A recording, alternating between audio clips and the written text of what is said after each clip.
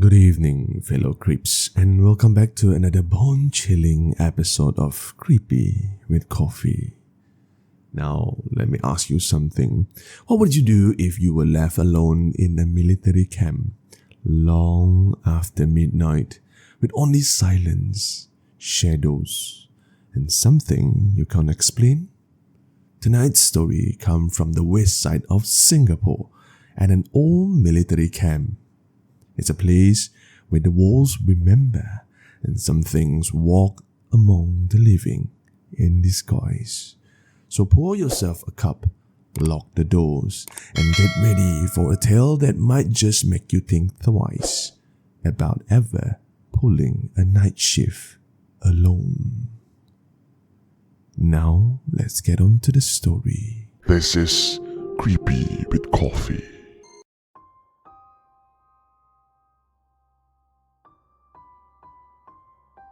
My name is Faz, and I have a story I'd like to share with all of you. This happened years ago after I completed my basic military training on Pulau Tekong. I was posted on a camp.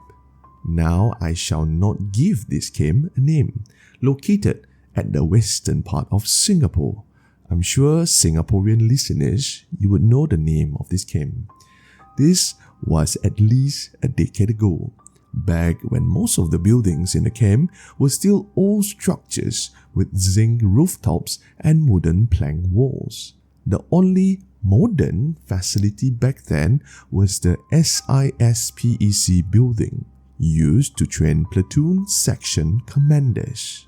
I wasn't a commander though, I was just a storeman, nothing special.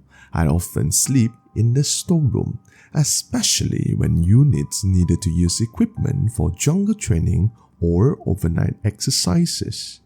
There were times I was completely alone in the store for a week or two at the time, and that was when the scariest experience of my life happened.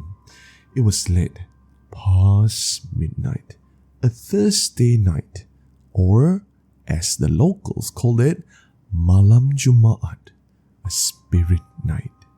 The whole camp was practically empty.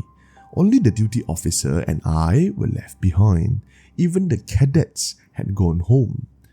I was trying to rest, feet up on the table, eyes half closed, when suddenly I heard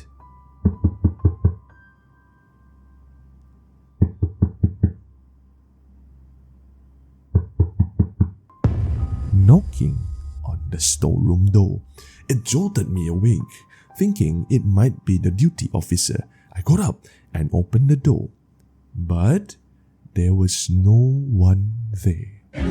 I looked around, stepped outside even, left, right. There was no one, nothing, not a single soul in sight.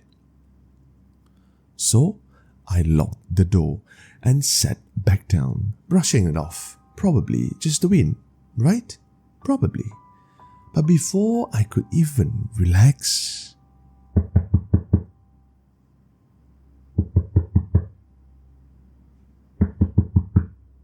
it came again.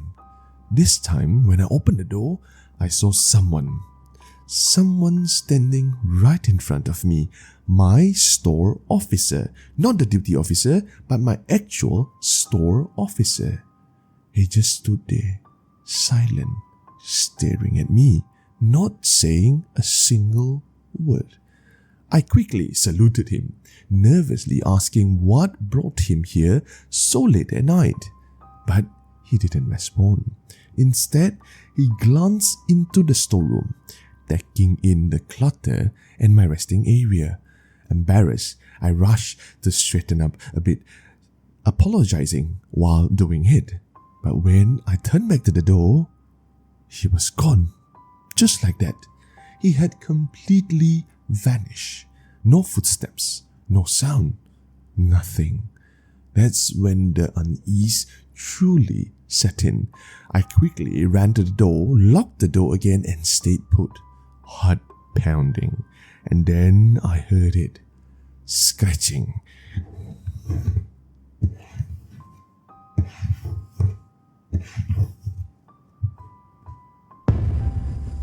from above. Something was scraping along the zinc roof on the storeroom. Long, dragging claws. It went on and on and on for at least 3 to 5 minutes straight. I was frozen. I couldn't think straight. Every hair on my body was now standing. When the sound finally stopped, I made a split-second decision. I had to get out of here. I flung open the door ready to run, but as I did, a chicken darted inside. Out of nowhere. Yes, you heard it right, a chicken darted inside. And weirdly, it made me feel even worse. My body went cold, weak. My knees buckled. But I pushed myself forward. I had to move. But just a few steps away from the storeroom, I heard a voice.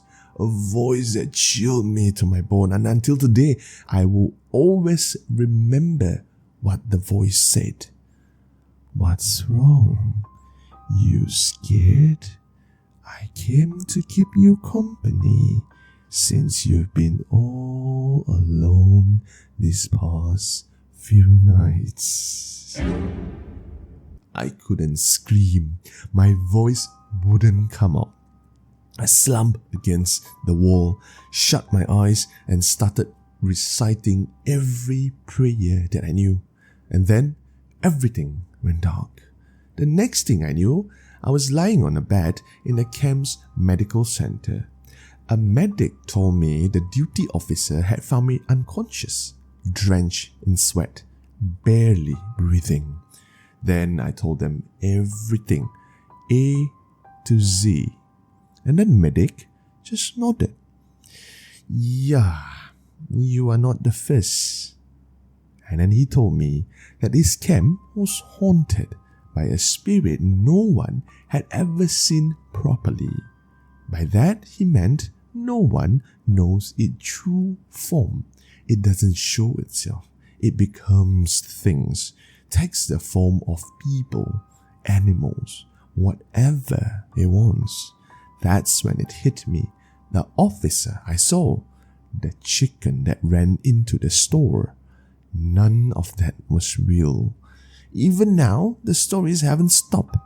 My neighbor's younger brother is currently the driver at the same camp, and he swears he's experienced strange things too, especially when he's on duty alone for multiple nights. That spirit, whatever it is, still lingers at the camp. And that, dear listeners, concludes tonight's trip into the unknown. From haunted camps, a knock on the door, a familiar face that shouldn't be there, a voice whispering in the dark. Whether it was a restless spirit or something more sinister, one thing's for sure, some places are never truly empty, even when they seem silent. If this story kept you on edge, don't forget to subscribe, leave a comment, and share Creepy with Coffee with a fellow horror lover.